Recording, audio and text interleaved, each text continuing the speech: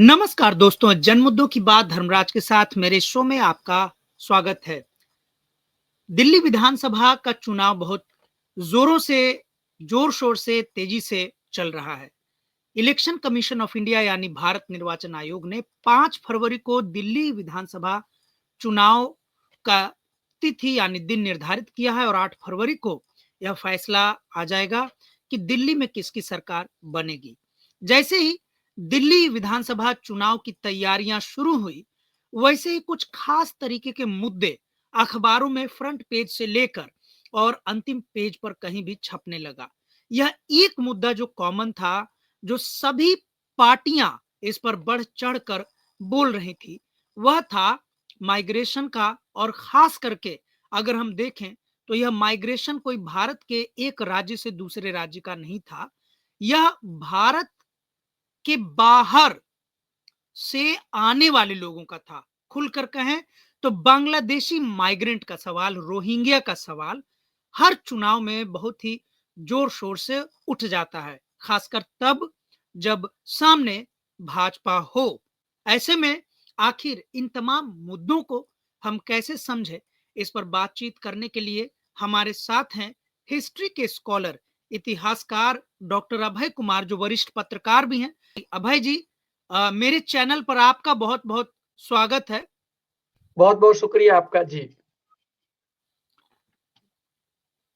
अभय जी, आपसे मैं पहला सवाल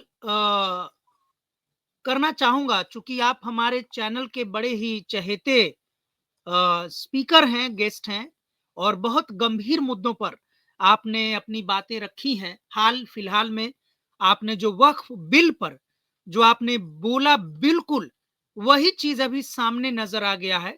कल के दिल्ली के अखबार में, परसों के अखबार में यह बात छपी थी कि अश्विनी कुमार नाम के जो व्यक्ति हैं, उनके माध्यम से वक्फ प्रॉपर्टी पर लोगों की नज़र है। लेकिन हम उस पर नहीं बात करेंगे, हम आज बात करेंगे कि बांग्लादेश बांग्लादेश घुसपैठ और भारतीय चुनावों में ये घुसपैठ का मुद्दा, ये 3 है। यानी बांग्लादेश, खासकर हमारे कई पड़ोसी मुल्क हैं भारत के, लेकिन बांग्लादेश घुसपैठ एक बहुत बड़ी समस्या है। इस समस्या को कैसे, पहली बात हम समझें। आम आदमी पार्टी तक ने बांग्लादेश के सवाल को उठाया है, भाजपा पर प्रश्न लगाया है कि बांग्लादेशी दिल्ली तक कैसे आ जाते हैं, रोहिंग्या कैसे आ जाते हैं। भाजपा को जवाब देना चाहिए। आम आदमी इस सवाल को कैसे समझे? देखिए, जब आप दिल्ली विधानसभा चुनाव को देखते हैं और जिस तरह से बड़ी-बड़ी पार्टियां कैंपेन कर रही हैं, जब आप इसे आम आदमी की दृष्टि से देखते हैं, आम आदमी के नुक्ते नज़र से देखते हैं, तो आपको बड़ा दुःख होता है कि चुनाव जो है, ये एक ऐसा मौका होना चाहिए जहाँ पे जो साबिका सरकार हैं, जो पिछली सरकार हैं, उनके काम-काज का हिसाब होना चाहिए। विपक्ष को चाहिए कि सरकार की तमाम कमियों को वो दिखाएँ और सत्ता में बने हुए लोगों को की भी ज़िम्मेदारी है कि वो जनता से ये बताएँ कि उन्होंने क्या किया। फिर एक अच्छे माहौल में तय करें वोटर्स की इस बार दिल्ली की ज़िम्मेदारी किसे देनी है। लेकिन ये दुःख की बात है कि जो देश की राजधानी है, जहाँ पे अन्य क्षेत्रों के मुकाबले में लोग ज़्यादा पढ़े-लिखे हैं, मीडिया के सारे हाउसेज़ वहाँ पे हैं, समझा जाता है कि देश की बड़ी-बड़ी प्रतिष्ठित, बड़ी-बड़ी यूनिवर्सिटी, कॉलेजेज़ वहीं पे हैं। तो कम से कम वहाँ पे डिबेट और डिस्कशन जो हो, चुनाव को लेकर उसका पैमाना, उसका स्टैंडर्ड बहुत ही हाई होना चाहिए, ताकि जो पिछड़े इलाके हैं, वो भी देखें कि भाई दिल्ली में तो इतने अच्छे तरीके से इलेक्शंस में बातचीत होती है, तो हम भी कुछ इसको इससे सीखें। लेकिन हो ये रहा है कि यहाँ पे बहुत ही ईज़ी मतलब मेथड है और इसी को पक्ष कहिए या विपक्ष कहिए, अलग-अलग तरीके से, अलग-अलग डिग्री के साथ इसी एक ही स्ट्रैटेजी को ये लोग उठा रहे हैं और इस स्ट्रैटेजी का नाम है अल्पसंख्यक, माइनॉरिटीज़ का भूत, उनका डर पैदा करो और अल्पसंख्यक का डर दिखा के बहुसंख्यक समाज से कहो कि हम बहुसंख्यक की पार्टी हैं और इसी की बुनियाद पे आप वोट दो हमें, मुझे लगता है कि इस तरह की जो चुनावी रणनीति है, जो बड़े-बड़े आप कहते हैं ना इलेक्शंस के बहुत बड़े चाणक्य हैं, तो बहुत बड़े स्ट्रैटेजिस्ट हैं, मुझे लगता है कि बहुत महान लोग ये लोग नहीं हैं। ये बहुत ही डेमोक्रेसी को कमजोर करते हैं अपनी सत्ता के लिए।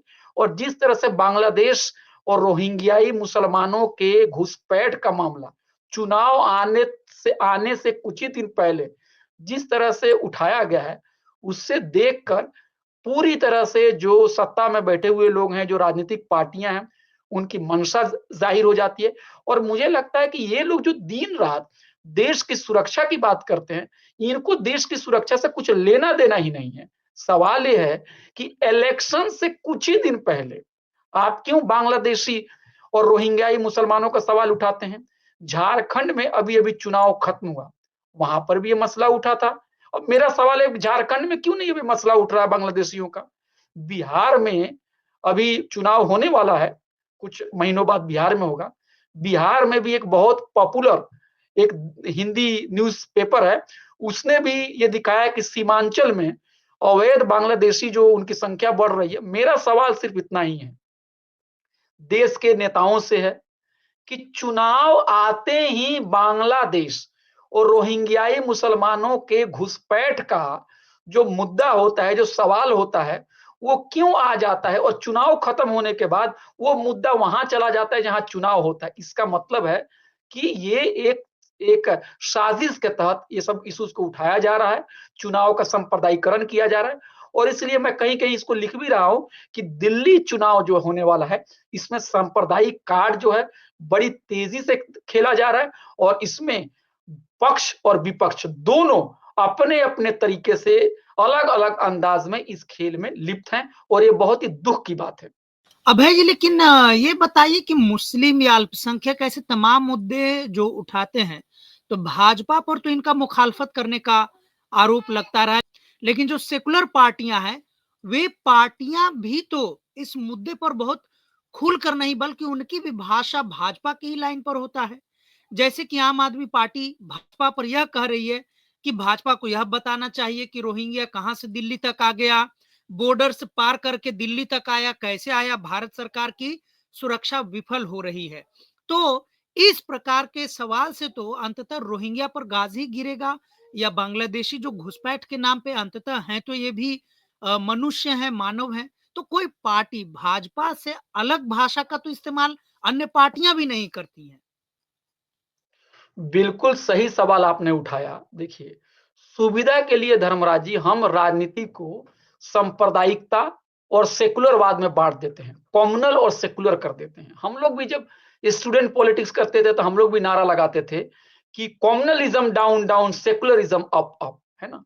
लेकिन कभी-कभी जरा सोचिएगा कि सेकुलरिज्म में कितना कम्युनलिज्म घुसा हुआ है। ये भी सवाल कई बार दरकिनार कर दिया जाता है। और यही देश में इस लोकतंत्र हमारे देश का लोकतंत्र अभी भी कमजोर है, मजबूत नहीं हो पा रहा है। इसलिए है कि जो कम्युनल पार्टियों की जो स्ट्रेटेजी है, देखिए उनकी स्ट्रेटेजी बिल्कुल क्लियर है, देखिए।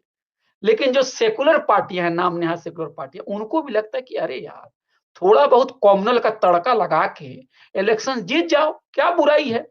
लेकिन गांधी जी बार बार ये बात कहते थे कि मीन्स और एंड्स, यानी रास्ता अगर आपका सही नहीं है तो मकसद भी आपका सही नहीं रहेगा।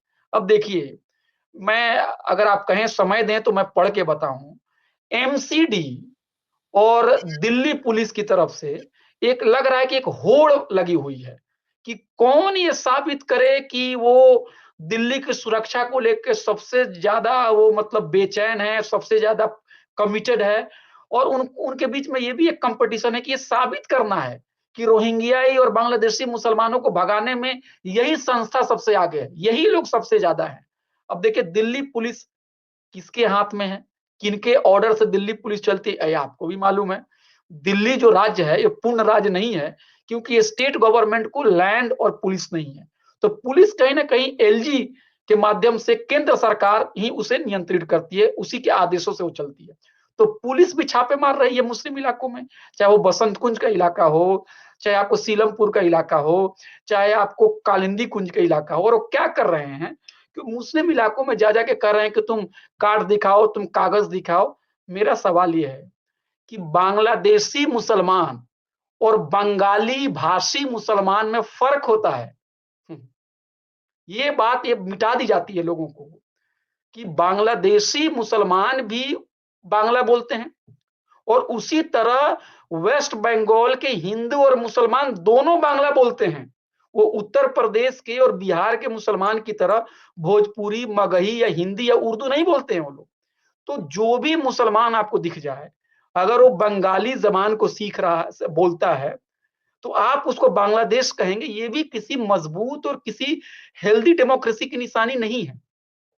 तो जहां पर भी इनको खबर होती है कि वहां पे बांग्ला भाषा के मुसलमान रह रहे हैं, वहां पे जालो के लोग छापामारी कर रहे हैं, उनको परेशान कर रहे हैं।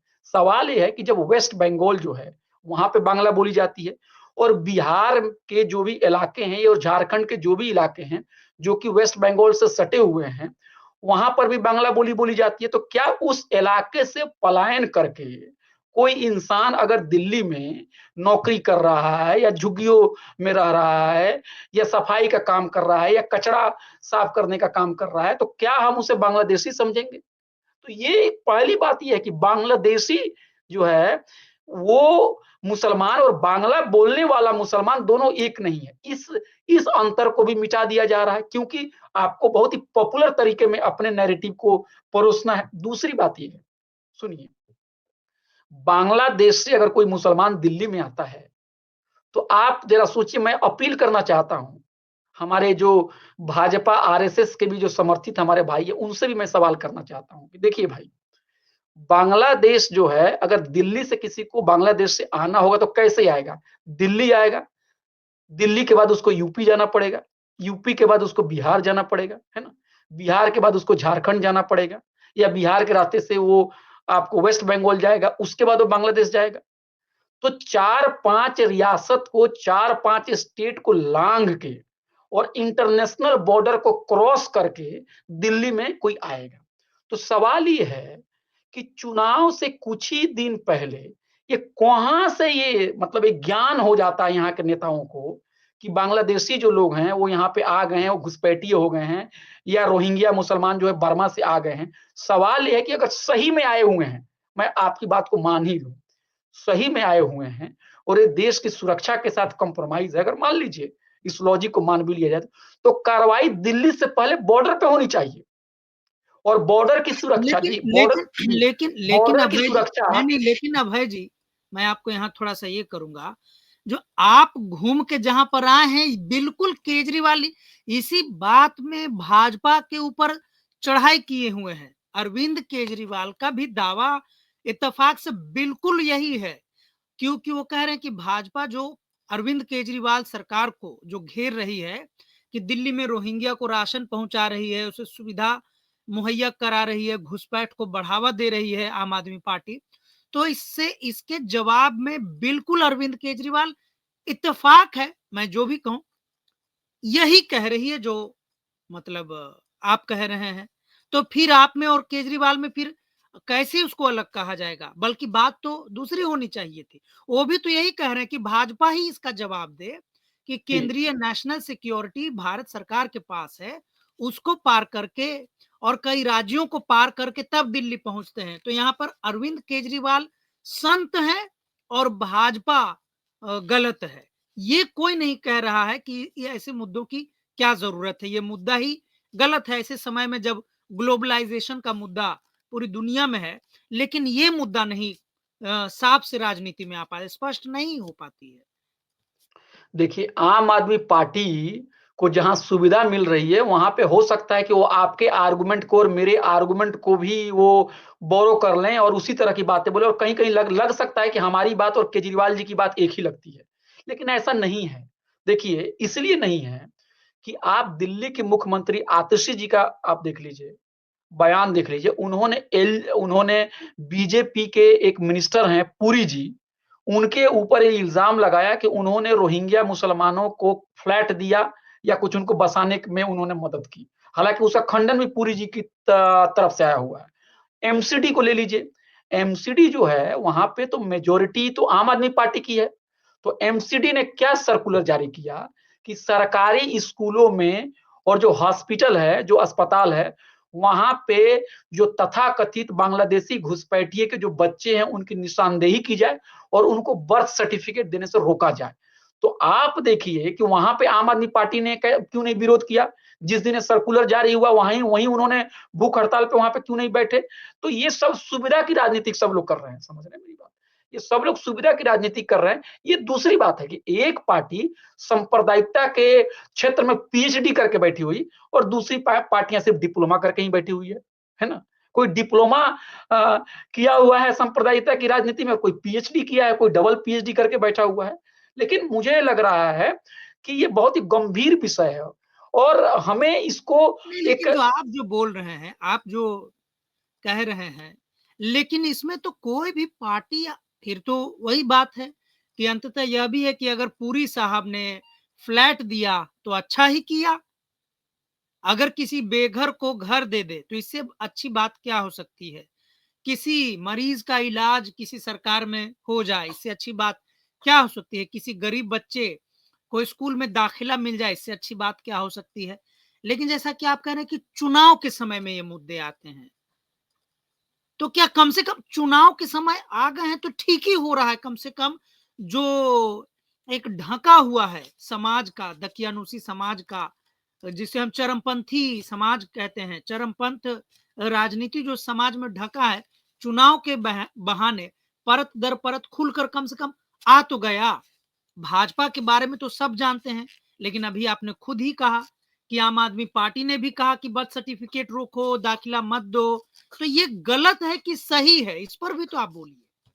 नहीं, नहीं, नहीं, मैंने कहा कि एमसीडी की तरफ से जो सर्कुलर आया कि ये बर्थ सर्टिफिकेट देने से पहले जाँच करो, ये तो गलत है, ये तो सरासर गलत है। मैं सिर्फ़ यही कह रहा था, धर्मराज जी, कि एमसीडी में जो है वो आम आदमी पार्टी की मेजॉरिटी है ना? एमसीडी में वो इलेक्शंस जीत के हैं। तो अगर इस तरह का सर्कुलर आया, तो एमसीडी से जब ये सर्कुलर आया तो उसमें आम आदमी पार्टी के जो नुमाइंदे होंगे उनका भी कोई से होगा वहां पे।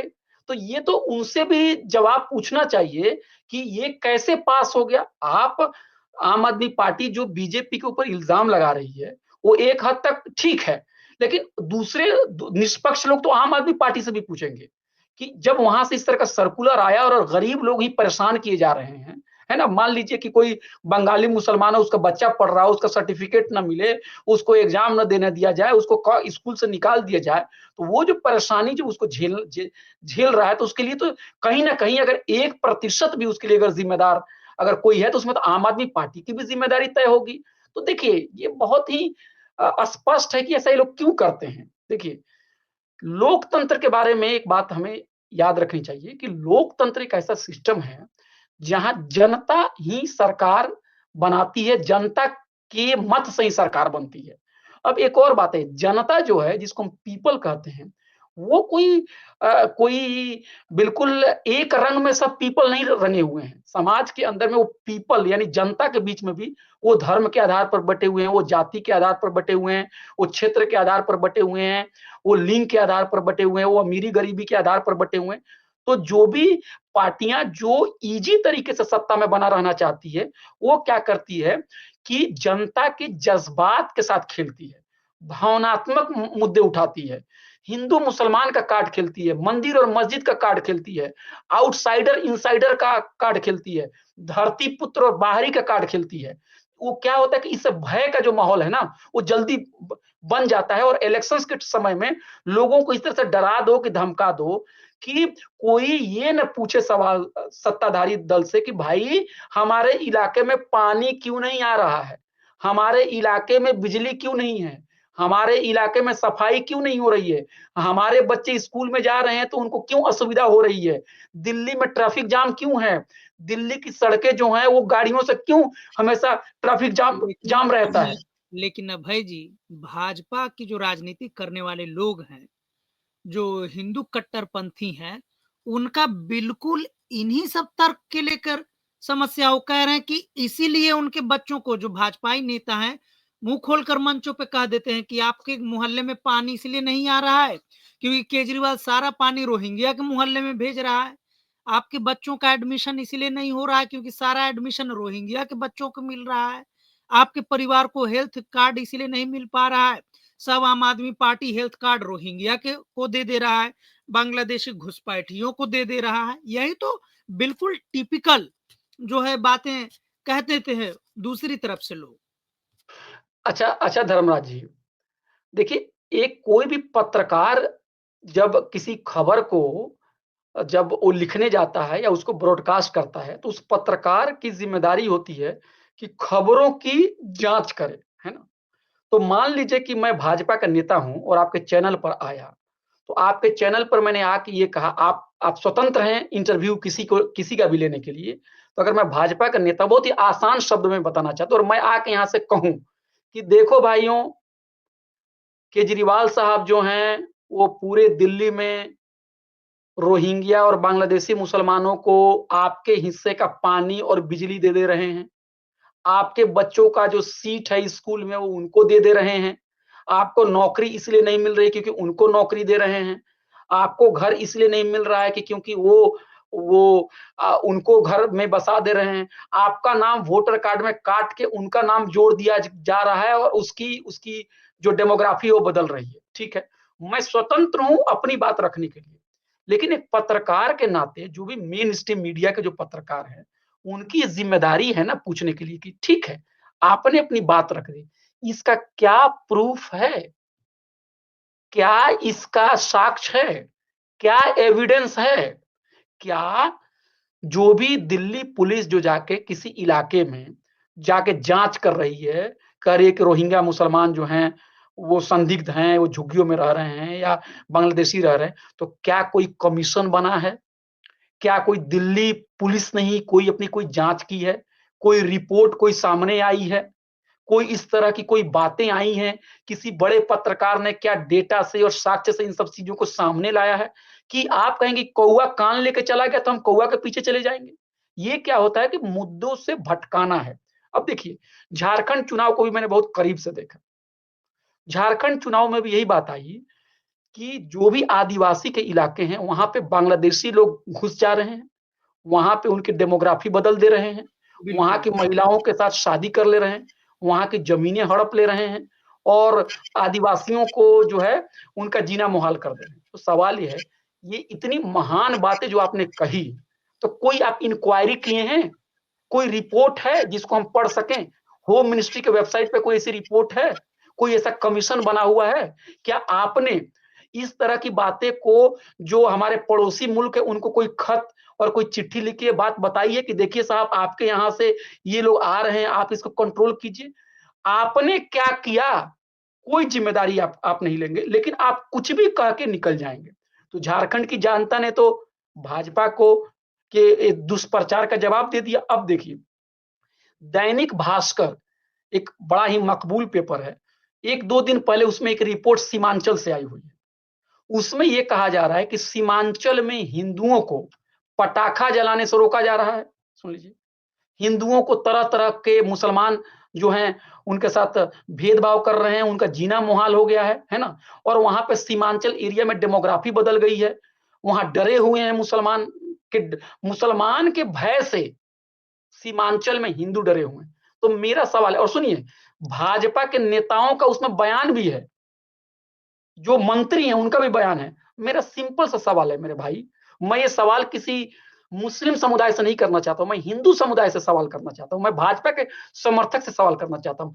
अगर सीमांचल इलाके में हिंदू पटाखा नहीं फोड़ पा रहा है, अगर सीमांचल के इलाके में हिंदुओं को शहरी अधिकार और बराबरी के अधिकार नहीं मिल पा रहे हैं और सारे मुसलमान ही उस अधिकार को ले रहे हैं, तो सवाल है बिहार की सरकार कर क्या रही है? और बिहार की सरकार को बीजेपी क्यों समर्थन दे रही है? और बिहार के जो बीजेपी है ने इसको इसको उन्होंने मुद्दा क्यों नहीं बनाया है? उन्होंने नीतीश कुमार जी से इस्तीफा क्यों नहीं माँगा है? तो ये कितनी बड़ी बात है। सुनिए, किसी की बुनियादी हुकूक जो है, उस अधिकार के साथ अगर हनन किया जाए और उसके ऊपर आप चुप हैं। देखिए, जो जो रिपोर्ट आई है, मैं आपको उसके कुछ लाइन में बता दूं। दैनिक भास्कर में रिपोर्ट आई है 6 जनवरी 2025 को। सीमांचल में सुरक्षित ठिकानों पर भाग रहे हिंदू, दिवाली पर नहीं फोड़ने देते पटाखे, घर में घुसकर मारते हैं पत्थर, 10 साल में 35% वोटर्स बढ़े। अब देखिए जब इतनी बड़ी बात हो गई है, भैया तो ये तो इमरजेंसी सिचुएशन है। अगर ये बात सच्चाई है, अगर मैं मान लूँ कि भास्कर ने बहुत ही सच्ची खबर ली है, तो इसमें तो नीतीश कुमार की सरकार को बने रहने का और भाजपा की सरकार को बने रहने का कोई अधिकार नहीं है। उनको तो फौरन उनको डिसमिस किया जाना चाहिए। तो क्या हो रहा है कि नीतीश कुमार जी से नहीं जवाबदेही तलब की जा रही है, भाजपा के मंत्रियों से नहीं तलब की जा रही है, गृह मंत्री से नहीं तलब की जा रही है। दैनिक भास्कर विपक्ष के नेताओं से पूछता है, आपका इस पे क्या कहना है? भाई विपक्ष जिम्मेदार है उसके लिए। आप देखिए समझिए, इस देश में अगर सांप्रदायिक राजनीति होगी, तो इससे सबसे ज्यादा नुकसान हिंदू समाज को होगा, क्योंकि आप मेजॉरिटी में हैं। आपके बच्चों को स्कूल जाने की सुविधा नहीं मिलेगी, आपके बच्चों को पानी नहीं मिलेगा, आपको अस्पताल में, हॉस्पिटल में जाकर लाइन लगाना पड़ेगा। सोचिए, कुछ भी कोई लोकतंत्र में कह के निकल जाए और आपको आप उससे पूछेंगे नहीं, जवाबदेही तलब नहीं करेंगे। अकाउंटेबिलिटी जो है ना, ये लोकतंत्र का बहुत ही इंपॉर्टेंट चीज है। हम कुछ भी कह देंगे। अगर मैं आपके सामने एक इंटरव्यू दे रहा हूँ और अपनी कुछ बातें रख रहा हूं, तो मैं भी कुछ पढ़ के आया हूं, मेरे पास भी तथ्य है, मैं कुछ भी कह दूं। तो ये जो है, एकाएक बांग्लादेशी लोग आ गए। अब बिहार में चुनाव है, तो ये बांग्लादेशी आ गए सीमांचल इलाकों में। झारखंड में चुनाव था, तो बांग्लादेशी आ गए थे संथाल परगना में। जहां जहां चुनाव होगा, वहां वहां बांग्लादेशी आएंगे, रोहिंग्या आएंगे। और मुझे लगता है इस तरह के नैरेटिव को चला के ये लोग देश की सुरक्षा के साथ भी ये लोग खिलवाड़ कर रहे हैं। एक याद रखिएगा, हम लोग बचपन में एक कहानी सुनते थे कि ये कोई इंसान था, वो लोगों का मजाक उड़ाने के लिए चिल्लाता था कि भेड़िया आ गया, भेड़िया आ गया, भेड़िया आ गया, भेड़िया आ गया। जब लोग जाते थे तो हंसने लगता था, कुछ नहीं आया। लेकिन एक दिन सही में भेड़िया आ जाए, तब आप क्या करेंगे? लेकिन अभय जी, चूँकि आप शिक्षक भी हैं, आप पॉलिटिकल साइंस के बड़े स्कॉलर भी हैं, हिस्टोरियन भी आप हैं। आपके पढ़ाए हुए बच्चे देश के कोने-कोने में आपका यूट्यूब चैनल जो है अभय कुमार जेएनयू, आपका पॉलिटिकल साइंस का लेक्चर, माइनॉरिटी तमाम मुद्दों पर जो आप लेक्चर देते हैं, अन्य मुद्दों पर सीखते हैं। आपसे भी एक चूक लगातार हो रही है। आप भी कुल मिलाकर भाजपा की ही अगर कहें भाषा, तो कहीं भी अभी ये तक आपके जवाब में ये नहीं आया कि माइग्रेशन एक रियलिटी है, ग्लोबल रियलिटी है। आज के समय में 2025 में हम हैं, आखिर इस सवाल से जूझे कैसे? एक मैं कह रहा हूँ कि मान लिया जाए कि बांग्लादेशी 500 दिल्ली में चले आए हैं, तो एक खास उनको कौन लाया, वो कैसे पहुँचे, इसके आगे जाकर भी एक सवाल है कि जब भारत सरकार एक तरफ शेख हसीना को बाइज्जत पैसे खर्च करके रखी हुई है, जान-माल की सुरक्षा कर रही है। मोदी सरकार शेख हसीना को जान-माल की सुरक्षा कर रही है। बांग्लादेशी सरकार अभी जो वहाँ पर है मोहम्मद यूनुस के नेतृत्व वाली, कह रही कि शेख हसीना को भेजो। भारत सरकार इस पर कोई प्रतिक्रिया नहीं दे रही है। लेकिन जब आम बांग्लादेशी की बात आती है, तो दोनों तरफ से नागरिक ही फँसना है। मतलब वो नागरिक, मेरे कहने का मतलब कि जो परिवार है, अगर भागा ही हुआ है, ज़ाहिर-सी बात है कि कोई भी अपना देश छोड़ के खुशी से नहीं आता है। मैं भी बिहार से हूँ, मैं दिल्ली में हूँ, आप भी बिहार के हैं, आप भी बाहर हैं, बिहार से बाहर रहते हैं। खुशी से हम लोग नहीं हैं, क्योंकि बिहार में हमें जगह नहीं मिली, रोज़ी-रोटी का इंतज़ाम नहीं हुआ, तो हम भागकर दिल्ली आए, बम्बई जाएँगे, बैंगलोर जाएँगे, कहीं जाएँगे।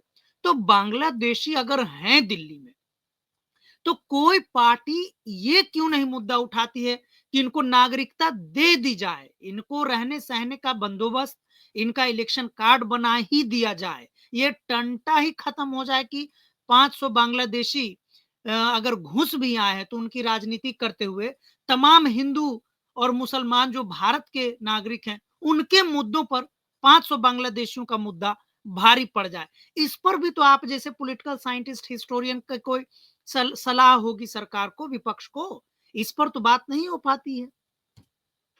देखिए, आपने सही सवाल उठाया।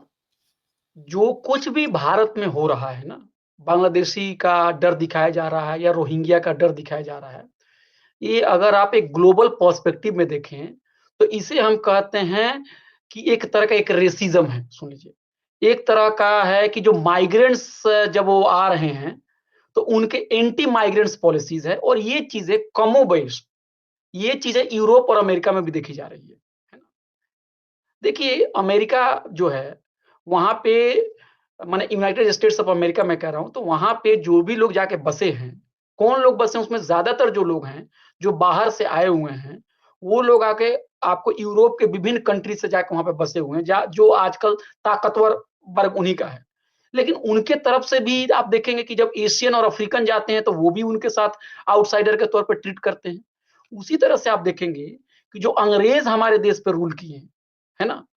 अगर उनकी कंट्री में भी अगर एशियन, अफ्रीकन, ब्लैक के जब जा रहे हैं तो उनके साथ भी भेदभाव हो रहा है। तो ये देखिए जो ये माइग्रेंट के खिलाफ एक जो रेसिस्ट पॉलिटिक्स है वो ग्लोबल है, और ये कमोबेश हर जगह इसको ये इस कार्ड को खेला जा रहा है। अमेरिका में भी खेला जाता है, और जो भी राइट विंग पार्टियां होती हैं वो एग्रेसिव नेशनलिज्म का इस्तेमाल करती हैं और इनके खिलाफ बोलती हैं, और उनका एक ही मकसद है कि इनका भूत दिखाओ और मेजोरिटी कम्युनिटी का सपोर्ट ले लो। अब एक लेकिन और बात मैं इस्माइल जी, मैं थोड़ा रोकूंगा। आपने कहा कि एंटी माइग्रेंट, एंटी इमिग्रेंट जो पॉलिटिक्स करने वाले हैं, राइट विंग है, वो लोग बोलते हैं। सवाल है कि जो विपक्ष है, जो राइट विंग का जो विपक्ष है, वह भी उसके मुद्दे या उसका जो सवाल है, वह भी तो इस मुद्दे को एड्रेस नहीं करता नजर आता है। मामला तो यही। उसकी वजह है, देखिए उसकी वजह बहुत ही सिंपल है। देखिए किसी भी देश के अंदर में अगर आप जाके देखेंगे तो वहां पे विपक्ष जो है ना,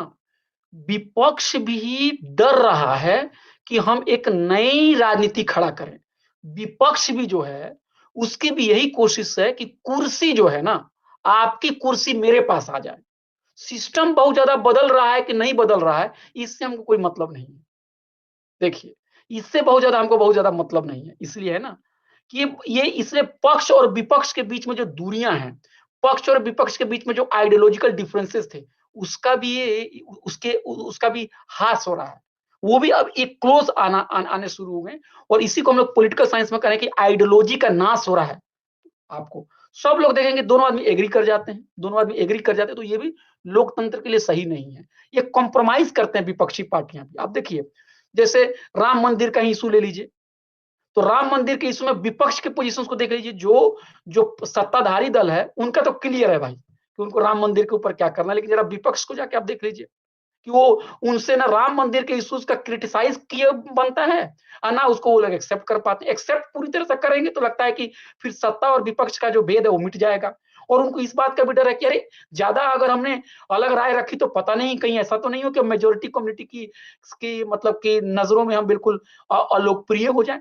तो ये लोकतंत्र के लिए ये भी एक बहुत बड़ा चैलेंज है कि रूलिंग पार्टी और अपोजिशन पार्टी में जो एक आइडियोलॉजिकल फर्क जो होता था वो खत्म हो रहा है। वो दोनों के बीच में ना पहचान नहीं आ पा रहा है कि दोनों क्या है ना? दोनों एक दूसरे की नकल कर रहे हैं। अब मोदी जी को ही ले लीजिए। मोदी जी ने कांग्रेस की बड़ी आलोचना की, लेकिन मोदी जी के जितने भी प्रोग्राम हैं, वो सब कांग्रेस के प्रोग्राम को ही उन्होंने क्या किया है, उसको नए रंग से रंग के उसको कंटिन्यू कर रहे हैं। अरे मनमोहन सिंह ने जो भी प्रोग्राम लाया, उसका कंटिन्यूएशन बीजेपी की पॉलिटिक्स के अंदर में, ये तो भाजपा के लोग भी इस बात को एक्सेप्ट करते हैं। अब आइए, आपने जो सवाल किया बहुत ही अहम सवाल है कि हम क्यों नहीं उसको एक इंसान के तौर पे किसी भी इमिग्रेंट को और माइग्रेंट को देखते हैं, अगर मान भी लिया जाए कि वो इलीगल है। देखिए सबसे पहली बात है, लोग ह्यूमन राइट्स जो होता है ना, ह्यूमन राइट्स जो है उसको लोग भूल जाते हैं। यूनाइटेड नेशन की जब स्थापना हुई, उसी दौर में universal declaration of human rights का भी चार्टर सामने आया। मतलब अंतरराष्ट्रीय जगत पर एक डॉक्यूमेंट बना जिसको हम लोग कहते हैं मानवाधिकार कहते हैं। वो मानवाधिकार क्या है? कोई पूछ दे, बहुत ही मैं बच्चों की तरह पूछ रहा हूँ, क्या है मानवाधिकार? ह्यूमन राइट्स आप क्या समझते हैं? तो लोग घबरा जाते हैं कि मैं इंटरव्यू ले रहा हूं। नहीं, मानवाधिकार का मतलब है धर्मराज जी, बहुत ही आसान शब्दों में, दुनिया के जितने भी इंसान हैं, सुन लीजिए, उनके जो अधिकार हैं, जिसमें उनका लिबर्टी है, इक्वालिटी है, उनके रिलीजियस फ्रीडम है, उनके राइट टू लाइफ है, वो इनबॉर्न है, इनबॉर्न। और वो किसी कंट्री तक ही महदूद नहीं है, वो आपके जन्म के साथ हैं। जिस तरह से आप पैदा होते हैं और आप आंख लेके आते हैं, नाक लेके आते हैं, दिल गुर्दा लेके आते हैं, उसी तरह से कोई व्यक्ति जब पैदा हुआ तो अधिकार लेके पैदा हुआ। आप उसको इस देश का नागरिक कहिए या युद्ध की वजह से वो उस देश में रिफ्यूजी बन जाए, ये आपने किया उसके साथ।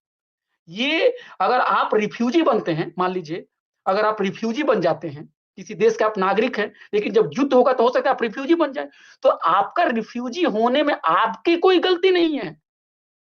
ये सत्ता बल की वजह से आप रिफ्यूजी हुए हैं। ये देश की पॉलिटिक्स और इंटरनेशनल पॉलिटिक्स की वजह से आप रिफ्यूजी बने हुए हैं। जो भी फ़लस्तीन के लोग विभिन्न देशों में रह रहे हैं, वो रिफ्यूजी बने, उसमें फ़लस्तीनियों का तो दोष नहीं है। तो ह्यूमन राइट्स कहता है, मैं अपनी बात को विराम देते हुए मैं यही बात कहूँगा, ह्यूमन राइट्स का मतलब होता है दुनिया के तमाम इंसान, गोरे, काले, मर्द, औरत, अमीर, गरीब, सब बराबर हैं और उनके जो बुनियादी अधिकार हैं, जो लिबर्टी का है, जो स्वतंत्रता का अधिकार है, जो बराबरी का अधिकार है, जो जीने का अधिकार है, वो उसके साथ है। वो पैदा हुआ है अधिकार लेके, वो इनेट है, वो बॉर्न है। उस चीजों को हम एक देश से दूसरे देश में जाने के बाद उसे हम छीन नहीं सकते हैं। ऐसा नहीं होगा कि जब आप भारत के नागरिक होंगे तो हम आपके साथ इंसान के साथ सलूक करेंगे, अगर आप भारत के नागरिक नहीं, अगर रिफ्यूजी हैं तो हम आपके साथ गैर इंसानी तरीके से सलूक करेंगे। एक और बात, आखिरी बात करके मैं अपनी बात को विराम दे दूं। जो भी छापे मारे जा रहे हैं, क्यों नहीं सरकार बता रही कि कितने लोग पकड़े गए हैं? क्योंकि आपको नहीं, आप क्लूलेस हैं। सुन लीजिए मेरी बात, आप क्लूलेस हैं, आपको नहीं पता है कि कौन रियली में वो है कि नहीं। देखिए बिहार में जो माइग्रेंट के बारे में और जो बांग्लादेशी के बारे में जो रिपोर्ट छपी है, तो उसमें जो पत्रकार है वो किसी मुस्लिम से पूछ रहा है, आपका नाम क्या है? तो उसने बताया मेरा नाम ये है। आपके पिताजी का नाम क्या है? तो ये है। तो आपके दादाजी कहाँ से आए हैं? तो कह रहा है मुझे अपने दादाजी के बारे में नहीं पता है। तो वो उसे कंक्लूजन ड्रॉ कर रहा है कि इसको अपने दादाजी कहाँ से आए हैं, पिताजी तक तो पता है, लेकिन दादाजी का नहीं पता वो कहाँ से आए, इसका मतलब है इलीगल माइग्रेंट है। मेरा सवाल है उस पत्रकार से ही पूछा जाए कि तुम्हारे दादाजी के दादाजी के दादाजी कहाँ से आए हैं। तो अगर इसका जवाब अगर खुद पत्रकार नहीं देता है तो क्या हम उसको इलीगल माइग्रेंट मान लेंगे, उसको अवैध घुसपैठिया मान लेंगे? तो एक देश में हर चीज का एक कानून है, हर चीज का एक तरीका है। लोकतंत्र में रिफ्यूजी के साथ भी आप बुरा सलूक नहीं कर सकते, आप उसके साथ मानवीय सलूक करेंगे।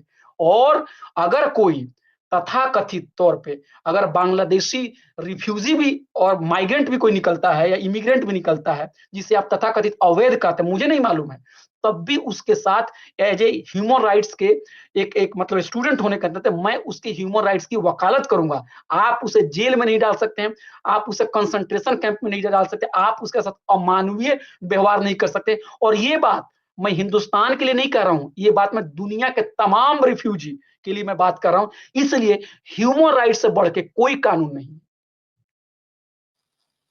अभय जी, बहुत-बहुत शुक्रिया। आपने बहुत ही साफ कहा कि एकदम स्पष्ट कर दिया कि ह्यूमन राइट्स को बस किताबी भाषा में न याद रखें, सीधा-सीधा याद रखना चाहिए कि किसी भी बच्चे का जन्म हो दुनिया के किसी कोने में, वह अधिकार लेकर पैदा होता है और इसे ही मानव अधिकार कहेंगे और मानव अधिकार की रक्षा किसी भी सूरत में होनी चाहिए।